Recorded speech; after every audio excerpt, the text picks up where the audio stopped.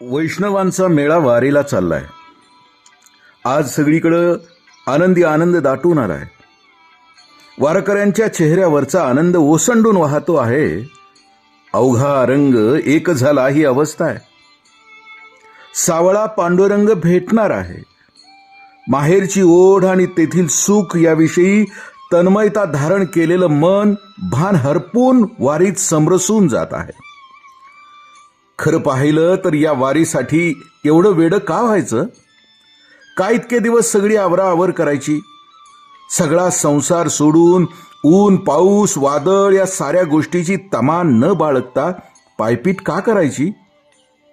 इतर तीर्थांची आणि पंढरी क्षेत्राची तुलना केली तर नेमकं काय मिळतं या वारीतून? तुकोबराय सांगतात, काशी यात्रा 5, द्वारकेच्या 3, पंढरीची जाण 1 यात्रा. काशी देह विटंबने, द्वारके जाळणे, पंढरीसी होणे ब्रह्मरूप. 18 पगड जाती याती सकळ हो वैष्णव, दुजा नाही भाव पंढरीचा.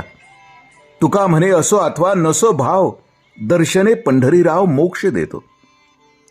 काशीची यात्रा आम्ही पापनाशासाठी करतो, पुण्य संपादनासाठी करतो किंवा मरणोत्तर मुक्तीसाठी करतो. पण पंढरीची वारी ही निष्काम वृत्तीने करण्याची आहे. काशीची यात्रा मृत्यू जवळ आला की करावीशी वाटते, पण पंढरीची यात्रा ही एकदाच आणि मृत्यू जवळ आला आहे म्हणून करायची नाही, तर न चुकता दरवर्षी करायची. काशी यात्रा एकट्याने किंवा कुटुंबियांच्या समवेत होते, पण पंढरीची वारी दिंडी बरोबर करायची असते. एकमेकात मिसळून समतेचा गजर करीत जातपात विसरून करायची असते. कारण वारीमध्ये वारकऱ्यांचा गाव, वर्ण, प्रांत, जात आणि व्यक्तित्वही संपूर्ण विलीन झालेलं असतं. विठ्ठल भक्तीच्या भरतीने ओसंडून वाहणारा तो एक जनसागर असतो. या जनसागरातील व्यक्ती अस्तिक असो वा नास्तिक, तो जनमानसाच्या व्यापक हृदयाचा मोक्ष अनुभवतो. तुकोबराय आणखी एका अभंगामध्ये म्हणतात, वाराणसी गया पाहिली द्वारका, परी नये तुका पंढरीचा. पंढरीच्या लोका नाही अभिमान, पाया पडे जण एकमेका. तुका म्हणे जाये एक वेळ पंढरी, तयाची या घरी यम नये. इतर तीर्थक्षेत्रांच्या ठिकाणी थोडासा विरंगुळा मिळेल, पण आयुष्याचा विसावा मिळण्याचं ठिकाण फक्त पंढरपूर. कारण पंढरपुरामध्ये माणसाचा अभिमान नाहीसा होतो. ती व्यवस्था आहे तिथं. या व्यवस्थेमध्ये दर्शनाची रीत आहे. 7 वर्षाचा मुलगा 70 वर्षाच्या आजोबांच्या पाया पडतो आणि 70 वर्षाचा आजोबा 7 वर्षाच्या मुलाच्या पाया पडतो. एकमेकाच्या पायी लागण्याच्या व्यवस्थेमध्ये जन हेच जनार्दन याचा बोध इथं मिळतो. तसं पाहिलं तर अभिमान माणसाला घातास कारणीभूत ठरतो. यासाठी अहंकार संपणं ही परमार्थातील अत्यंत उच्च अशी अवस्था आहे. जिथं अहंकार संपतो तो कळी आणि काळालाही घाबरत नाही.